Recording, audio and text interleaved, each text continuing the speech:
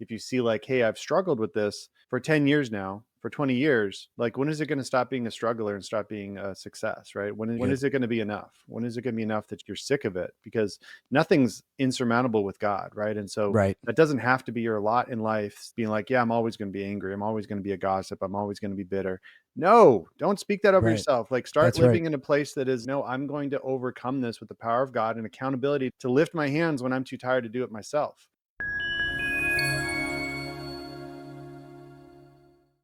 Welcome to the Eyes on Jesus podcast with Drew and Tim. We're here with you in the new year, and we're excited that you're with us. Hopefully, you made those New Year's resolutions. We're not going to talk about them this year. We talked about them on a previous episode. So if you made them, good luck, because they are usually meant to be broken with the way they work.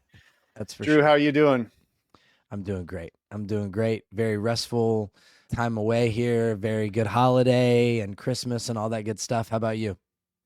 Yeah, it went by fast. Now that I've been out of retail for a few years, retail went even faster because you're just always looking ahead and always trying to get done with things. Christmas would be the only day off I'd have some weeks, and then just be like, all right, got to get back in the morning Right. at 5 a.m. and got to go to sleep and not really enjoy my Christmas. And it was tough. And so now that I've been out of that, in ministry, it's a little different, trying to really enjoy the moments, have things on the calendar that we try to like look forward to with the family. And so really try to be more intentional, especially being out of the chaos. And granted, ministry is its own type of chaos too. But, Mm-hmm. I think whatever you're at, the holidays can feel that way. And so it's just good to kind of think, okay, here we are, like, let's not waste this moment. Right. And Yeah. even if you're on vacation or, when we are on a cruise, like I would try to think like, all right, this is not going to last forever, right? We only Right. have two Right. days left. I really have to take in this because I'm not going to be seeing this. And so it's almost like mentally, I've learned over the years to like really appreciate the moments where if you're not intentional about where you're at, you just kind of gloss over it. It's, oh, yeah, that's right. We were on vacation and I didn't Yeah. really enjoy it. So, Yeah. but That's if you're good. watching, make sure that you like and subscribe. We really appreciate the support of those we have, but we want to get this out to more people because we believe it's content that will uplift you and help you keep your eyes on Jesus, which is the purpose of this podcast. So That's right. if you're watching on YouTube, give us a comment. Spotify as well, you can put comments on there too.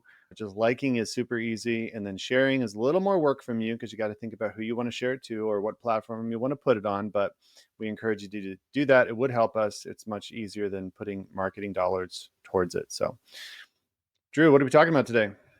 Spiritual blindness Dun and the dun. need for accountability.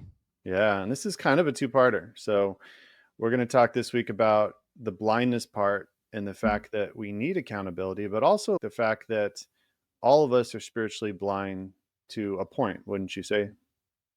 Yes. I mean, we all have some kind of blind spot, which that's the word that gets thrown around, right? We all have some kind of blind spot that others can identify in us a lot easier than we can identify in ourselves. And so it's really important, and then we'll tap into this in this episode and the next. It's just really important to surround yourself with the right people, surround yourself with the right practical habits and disciplines that you're going to step into daily, and to make sure you're assessing. We don't want to we don't want to ever feel like we made it. So there's this wonderful balance of, I'm not where I want to be, but I'm not where I used to be. Right. Right. And so you get to celebrate the fact that, hey, I'm progressing and I'm doing better in my walk. At the same time, the more you know about Christ, the more you recognize how far away you are from him. And Yeah. that's part of the humility that comes along with surrendering your life to Christ. So I think it's all really valid. It's all going to be helpful no matter what kind of work you're in, no matter what kind of stage in your faith and walk in your faith, where you are in the journey. Like, it's going to be helpful for everyone listening today. So, when we talk about spiritual blindness, when we talk about what that looks like, you've got this in the notes, and I really appreciate you doing this every time. It's so helpful. But Jesus addressed this in Matthew chapter 7, verse 3-5. Why do you look at the speck of sawdust in your brother's eye and pay no attention to the plank in your own eye? How can you say to your brother, let me take the speck out of your eye, when all the time there is a plank in your own eye? You hypocrite, which this isn't the only time he used that word, but you hypocrite, first take the plank out of your own eye, and then you will see clearly to remove the speck from your brother's eye. And this is just that reminder of, man, we do need to be assessing like what we're doing, and we do need to be assessing where we are in our walk with Christ. But culture will tell us that everything you're doing is great and you should just judge everyone else. And so it's really great that you have Christ to come along and say, hey, let's hold up a second. That's not actually how it's done. Yeah.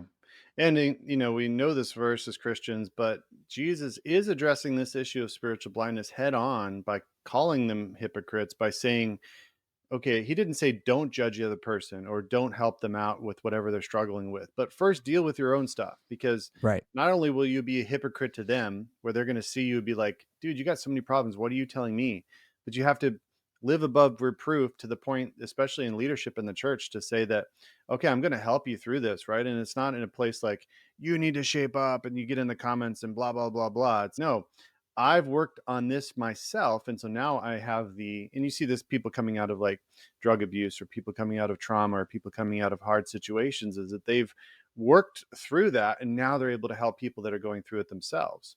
Right. If Right. someone is struggling with alcohol, drinking every day, getting drunk, and then they try to help someone that's struggling with alcohol, that's not going to work very well, because they have no ground to stand on that I've Right. overcome this. And so first clean yourself up and then go help that person. And I think regardless of the sin, and we like to point out certain sins more than others for sure as a church, but you have to look at yourself and have the eyes of David to say, God, created me a clean heart. Point out if there's anything that is not pleasing to you and lead me on the path of everlasting life. If you have that humble spirit, then God will reveal things to you. He's not going to reveal everything at once because we are work in progress. But Mm-hmm. as God reveals one thing to you, then work on that one thing, right? Move Yeah. forward, clean it up, and say, okay, God, what else is there? What else is there? Because we're never going to get it to a point of perfection. We will get to a point where sin is less and less common. And I think, there's this misconception going around where like, I just sin every hour and it's fine, or I'm always going to sin. And then, but I think you can get to a point in your sanctification walk and living with holiness is where sin becomes much more uncommon than it is common. Mm-hmm. And granted, our thoughts will always betray us, and thoughts is really where the problem is, as Matthew 5 tells us. But at the same time, your life will look sanctified when you start living a sanctified life, and others will see you. And we've talked about that being your testimony. But Drew, I'd like to talk about where you've seen the spiritual blindness in others, and then Yeah. also yourself, if you have examples. Yeah, well, let me follow scripture. Let me start with me. So for me, I'll just use my most recent one because I have many. I have many over the years where I'm like, ooh, I might need to, take awareness there. One of the things that I've been recognizing lately is sometimes I am so excited to see someone move forward, someone progress, someone step up in their leadership, or someone take on a new task, that I will hand the keys to someone to drive before they know how to drive. Mm, And so one of the things that I've recognized is I'm always trying to find the potential in people and I'm always trying to guide them where they need to go. And sometimes I will be overwhelmed by the excitement and the joy that goes into someone stepping up and stepping into something new, that I won't do my due diligence to make sure, number one, they do know how to drive the car, right? And like yeah. and number two, like they knew what I meant when I said that, right? And what that sometimes leads to, not always, but what that sometimes will lead to is like a less rate of people being successful. And I don't want to be responsible for that. I don't want to hand somebody the keys to a car they don't know how to drive. And then when they wreck it, go, oh man, you wrecked it. And now their confidence is shattered. And they're like, oh, I can't drive. I can't do this. And then it's, no, you can. I promise. I see it in you. And it's, well, the last time you gave me the keys, it's, oh no. So that's one of the things that I've brought up to our elders. It's something that I'm recognizing because I see it kind of in some relationships lately, and I see it in some people that have taken strides. And then I'm like, okay, how could I have done that better?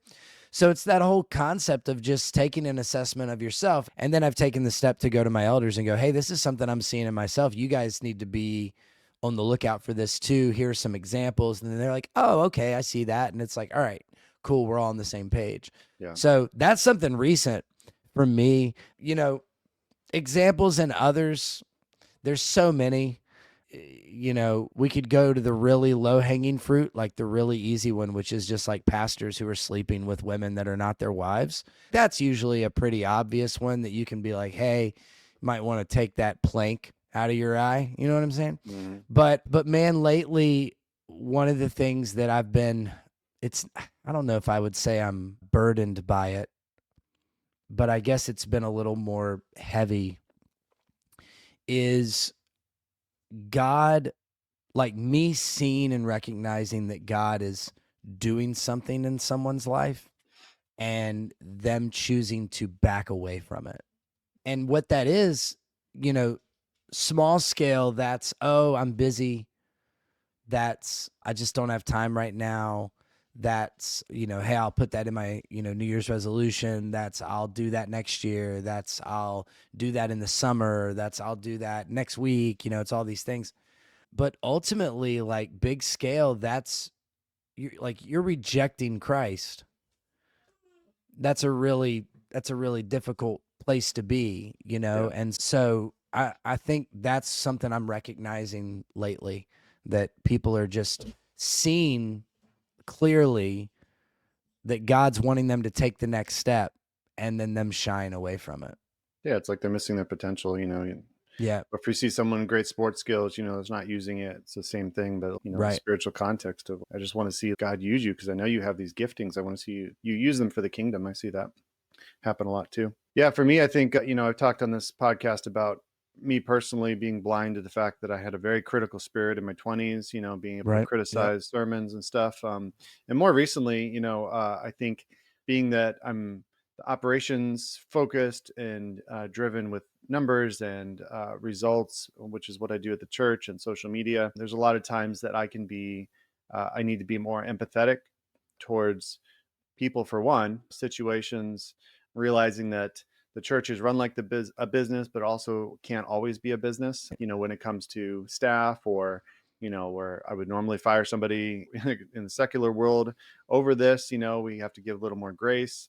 So I try to learn that balance, but at the same time, and this is where my wife just balances me out, is that she's very empathetic and Yep. she's able to kind of say like, "Hey, you need to be a little more loving in this circumstance." I'm like, "Ah, okay, fine," I'm fine.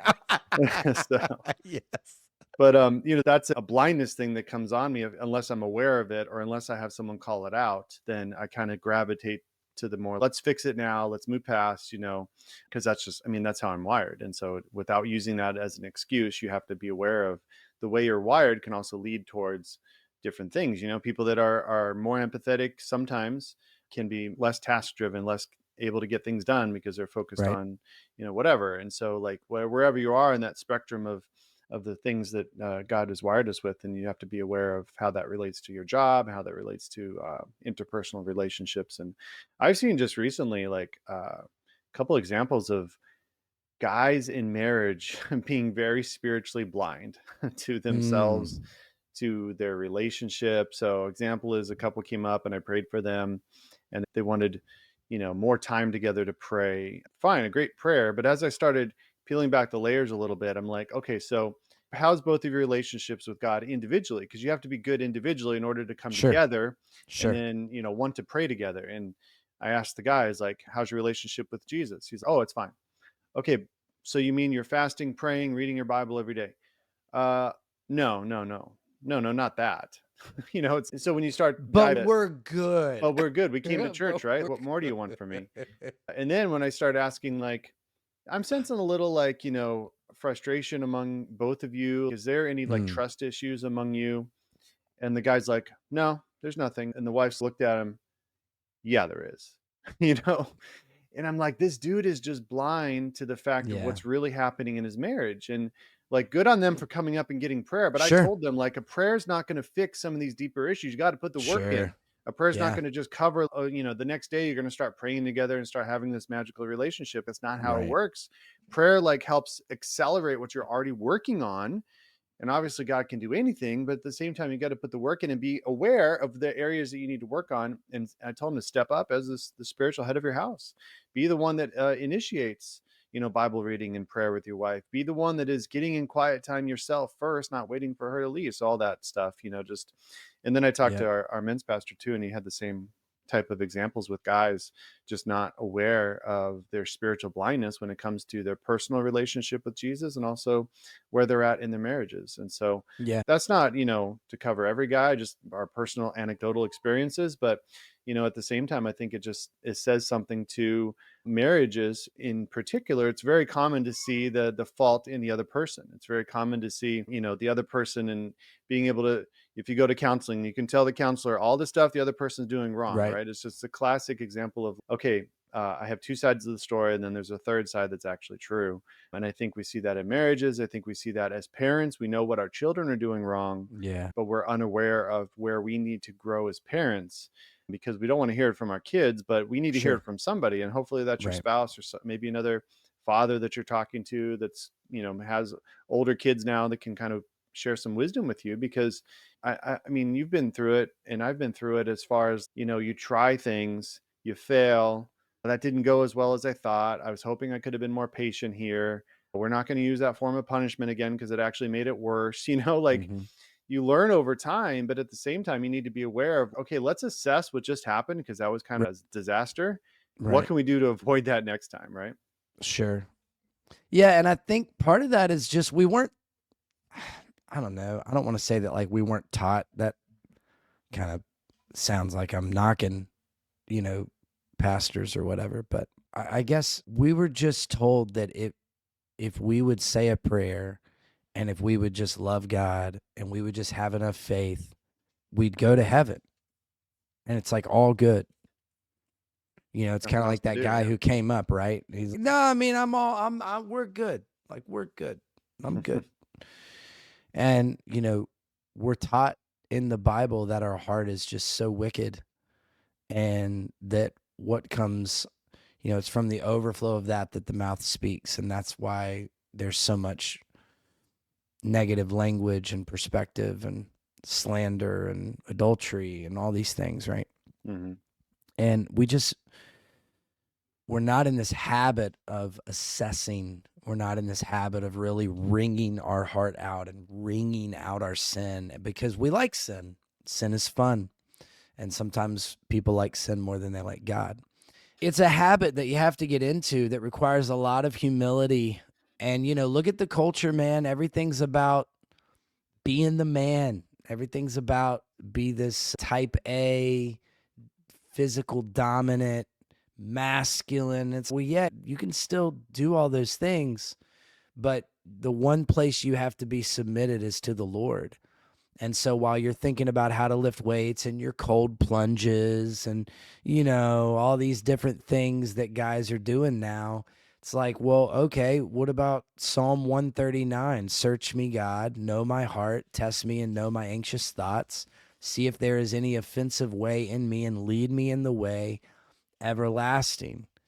And like, how often are we really sitting under the presence of God, the weight of the Spirit, and saying, God, would you just wring out all that is bad in me Yeah. and fill me with what's good? Would you make me aware of where I'm falling short? You know, when was the last time, listeners, when was the last time you just sat in the presence of God and didn't ask for anything? And just said, man, where did I fall short today? Like, Yep. how did I respond to the Holy Spirit today? You know, we get in this theme of, oh, if I'm praying, then that means I'm going to God and asking, I'm requesting things like he's a genie or something, Hmm. you know? It's like, when was the last time you had a prayer with no questions? When was the last time you didn't ask for anything? When was the last time you sat and you just reflected on your day and what you're responsible for? So, you know, we all can do better. You know, you can do better, I can do better, every listener can do better. We all can do better. But this is where it's got to start, because if you want to be a better spouse, if you want to be a better parent, if you want to be a better, you know, single, if you want to be a person at your job, if you want to be a better human being, if you just want to be a better Christian, if you want to be a better anything, Yeah. you've got to sit and rest in the presence of God and go, all right, make me better. You know, you can take a Tony Robbins course, you can do a Dave Ramsey course, you can take a theology class, you can do all these different things, but sitting in the presence of God and asking him to make you better, and making you aware of where you've fallen short. That's the key. That's the key. Everything else is pointless. So, Yeah.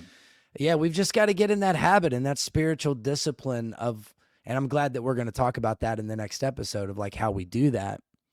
But we've really got to have this desire to be in the presence of God and, oh man, the humility to go, search me, oh God, Yeah.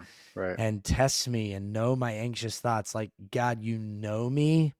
Would you just make me realize where I'm really falling short here and not doing things the way you would want me to? Yeah, and I think it's important to note that when you say that, expect an answer, but don't expect it Yeah. in the way that you might think. So if Right. you're in your quiet time saying, God, search me, reveal these things, right? He's not going to be like, well, son, you need to do step one, step two, step Right. Go three. read John. You'll be fine. Yeah. What it might look like is that you might get a text message that day, you know? You might get someone that corrects you. You might get in a car accident, right? And God's going to teach you patience. Hmm. You might get in something that is a health scare, and God's going to teach you to get on your knees and pray. Like, Yep. you might get in something that you weren't, that's not what I was praying for, God. Wait, you asked God to reveal your weaknesses, right? Did you Hmm. put limits on how he was going to do it? Right. Or do you really Now want to? everybody's like over on the side, Yeah. like, all right, I got to put these prayer. Okay, let's put these. Or do you, like, how bad do you want to know? Like, how bad do Right. you want to know? Because, Right. and not to scare anyone, I'm not saying that stuff to scare you. I've just seen that work in people's lives. Totally. And I've seen that what looks negative from the worldly view, God can use for good. And God uses those things for the good of those who are called by his name and who love him. And so I like verse James 1:23 on this. Anyone who listens to the word but does not do what it says Hmm. is like someone who looks at his face in a mirror and after looking at himself goes away and immediately forgets what he looks like. This is our sermon culture. Yep. Anyone who listens to the word and doesn't do anything about it and just Yep. goes on and be like, yeah, that was a good sermon, but doesn't implement or apply anything Right. to your life. If you read the Bible in your quiet time, right, and you're being convicted about something and you don't apply it to your life, if you don't change anything, right? Not every time you read the word, not every sermon you have to go out and make these drastic things, but you have to chew on it. You have to That's right. meditate on it. You have to ask the Holy Spirit, okay, this sermon came from my pastor who prepared all week, who wrestled with it, who prayed about it.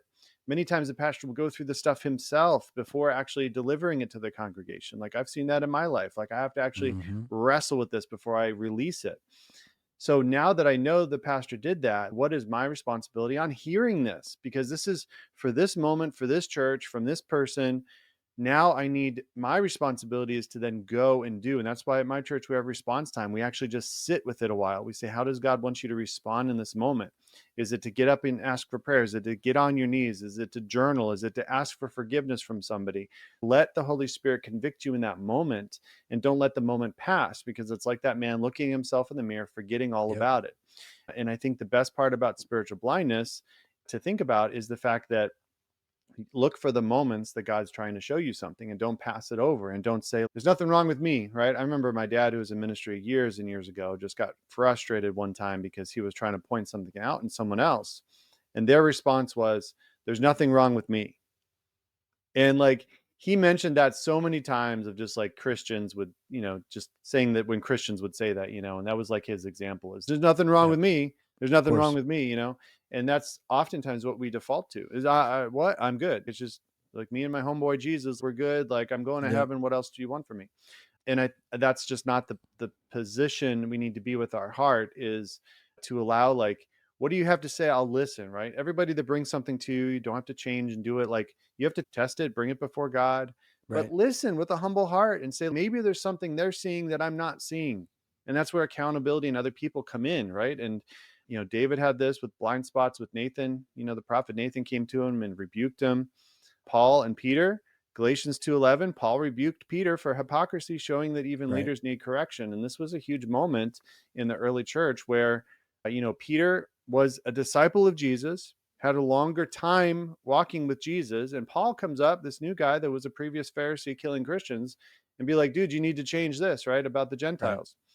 And Peter could have been like, dude, I have more tenure on you. What are you talking about? Like, I walked with Jesus. Well, who are even you? And Peter had the humble heart to be like, yeah, I see it. I see what you're saying. But also Paul Mhm. had the courage to actually rebuke him in a loving way.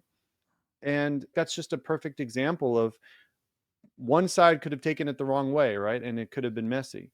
And I Right. think we have a lot to learn from that as Christians. Yeah, we've established that we're not good at this. And if we're not good at it solo, then how much worse are we in asking someone for help or even welcoming someone's help? And so the power of accountability is very apparent, very clear throughout scripture.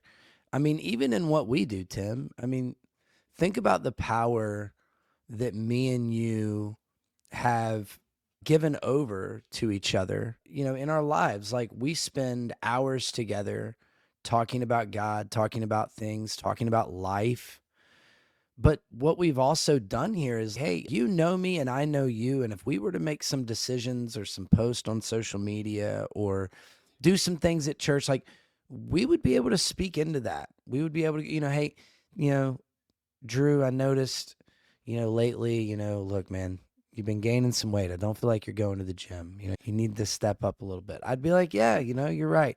You're exactly right. And I'm going to be like all these other failed gym goers. And, starting in January, I'm going to try to get back at it. I've worked really hard to get back at it. And that's a, comical and small example, but Be like, Drew, Santa flying in at your church for a Christmas celebration. That's so probably not the best thing to do, right? probably not the best thing to do. Probably not, but probably not, probably don't title your message that. Don't do that. Yeah. Yeah. And that's the thing, right? It's friendly and it is who we are and it is who we're supposed to be. And this is what it can get to. And you have that with a lot of people in your life. I have that with a lot of people in my life. And it matters. It really does because there are many times that you'll think you're doing well and somebody's going to come and check you at this. In the same way, there are times you're going to feel like you're not doing well and someone's going to check you the other direction and say, hey, you're doing better than you think. Yeah. Life is hard and family's hard and relationships are hard and church is hard and being a Christian, it's hard. All of this is hard. It's very difficult and it wears on you. And you need to have people in your corner. And, you can't just go, well, it's me and my spouse. And it's, Bonnie and Clyde, man, we're ready to go. It doesn't work like that, man. You need more. And, we could go to Proverbs, iron sharpens iron. So one person sharpens another. We could go to Ezekiel, compares accountability to watchmen on a wall, helping to Yeah. spot spiritual dangers before they take root. There's a That's a really lot of good verse. that's incredible. So And, you need a and watchman in that's, your life, dude. right, right. And looking for patterns and looking for different things negative, looking for different things positive. And while someone's doing that for you, you're doing that Yeah. for someone else. And this is how we're all connected. This is what's so lovely about the Bible and so great about our faith is that we all in our own time can read, discern, pray, live life in different area codes with different goals, but at the same time, it always comes back to whatever you need, I'm here for you. Whatever I Yeah. need, I know you've got my back. That's why it matters. And collectively, we know that we'll never quite get to where we want to go. We'll always have work to do. We'll always have something we want to accomplish next. Yeah. But it's certainly a lot easier when you know you're not doing that on your own. Yeah. I think, this revelation of needing watchmen, like what a watchman actually did back in the day when you had castles, is they were on the walls to see a far enough enemy as they were approaching so that you could be ready when they actually came closer, right? If you didn't have a watchman, they're at your front doors knocking it down Yeah, and you're you have not no time prepared. to prepare. And that's exactly what happens in our life as a watchman says, I see this. It's like a little hidden, but I see it taking root, and you better be careful because that might get into full blown sin and full blown Absolutely. scandal. And if you Yeah. don't listen to that, like then it grows. And we know sin always escalates and sin always Yep. festers and sin always gets worse. It's like a snowball rolling down a hill. And if you don't That's right. stop it when it's small, it will blow up. And that's where you see what makes the news, what makes, church drama, like is small sins that took root. And now Right. you see it into a full blown thing. And that's what a good accountability partner, that's what a good watchman in your life will do, is call that stuff out early. And Yep. then you have to be in a position to be humble enough to say, I hear you. I will consider that even if you don't change it in the moment, take it to prayer and then see what God has to say about it, right? Because, the right watchman, there's plenty of kings, in the Bible that had prophets that would just tell them what they wanted them to hear. Right. And so we don't need yes men, yes women in our life. We need people that will actually lovingly tell it like it is. And then a good way to lose those people is that they take a chance and tell you, and you're like, forget you. I don't need you in my Right. life. And that's the worst thing you can do, I think, in that moment. So people sometimes will ask me, I can't believe I just said that. Some it always frustrates me when people are like on social media, a lot of you have been asking. No one's asking. Yeah. No one's a lot of you have been asking about my nighttime face routine. Nope. No, Nope. that's No funny. one was asking. Yeah. But you are a Rodan and Field salesman, so tell me more. Sometimes, not a lot of people have been asking, but sometimes people will ask me how my church has been successful. Now, successful is a perspective. Success is certainly a perspective. And I think we are successful in a lot of things. We are certainly not successful in everything. But when people see the numbers and they see that we've jumped quickly and what we're doing and what we're able to accomplish, certainly that question does get asked of what do you put to your success? And to be honest with you, of course, the number one thing is prayer. Like we've done nothing without prayer. We've done nothing without God. Mm. The number two would be the people I picked to be my elders. Yeah, that's huge. I'm telling you, like I've and I've had three pastors since I started my church. I've had three pastors go and start churches, and they're like, "Hey, what do you suggest I do first?" And I said, "You need to spend all the time figuring out who your people are. Like, who are those men? Who are the guys that are going to have your back? Who are the watchmen?" Yeah. And oh man, I've made like a bad hire before. I've made some bad decisions. I mean, I certainly don't get it all right. I've had some bad ideas. I've had some bad visions. I've had bad rhymes on stage, bad points. I've done a lot of things poorly. I've done picking elders really well. And I'm so grateful. We would not be where we are as a church if I didn't have that group. And we continue to add to the number, and we're just trying to keep the same trend going. But man, from day one, got there and I was like, do we have elders? Are they built around accountability? They're like, nah, well, we haven't really had a pastor, so we haven't really had. So let's figure this out. And it started with three, and it grew to five, and this year we're gonna have seven. Nice. And it's phenomenal sitting in a room with a group that I know I can be fully transparent, fully myself, fully everything. And sometimes I'm going to get, that sounds awesome. And other times I'm going to get, we think you need to pray on that a little more. I don't know if you're seeing that quite the way we're seeing it. And it's like, all right, I'll do that. And they're right, man. Like they have so many good ideas, and they're right. And they hold my arms up so well when I'm worn and tired. And at the same time, they take so much off of my plate that our congregation will never know about. They pray like our congregation will never know about. There's so many things they do behind the scenes. So Yeah. it matters. It matters when you're in ministry. It matters when you're just in life, period. It matters. You got to have accountability in that. Yeah. That's good. So as we close, practical steps to kind of wrap this up, to be in accountability, to remove the spiritual blindness off of your own life. Take spiritual inventory of yourself, right? Set aside time to pray about this, reflect, ask God to reveal things that are your blind spots, journal. There's Yep. different checklists that you can do, self-assessment checklists about, your spiritual gifts or where you're at. Just journaling in itself is kind of like a checklist as you write down your thoughts, and then bring that to somebody. If you see like, hey, I've struggled with this for 10 years now, for 20 years, like, when is it going to stop being a struggler and stop being a success, right? When Good. is it going to be enough? When is it going to be enough that you're sick of it? Because nothing's insurmountable with God, right? And so Right. that doesn't have to be your lot in life, being like, yeah, I'm always going to be angry. I'm always going to be a gossip. I'm always going to be bitter. No, don't speak that over Right. yourself. Like, start That's right. living in a place that is, no, I'm going to overcome this with the power of God and accountability to lift my hands when I'm too tired to do it myself.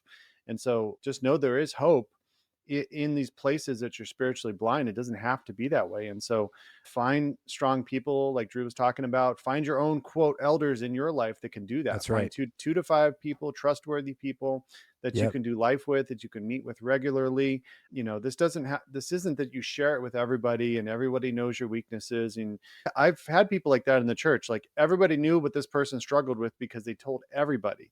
That's Right. not helpful either. That's just looking No, for it's not. sympathy and pity. You're not actually looking to change. You're just Right. trying to get that from people. So find a small number of people that can tell you like it is in a loving way.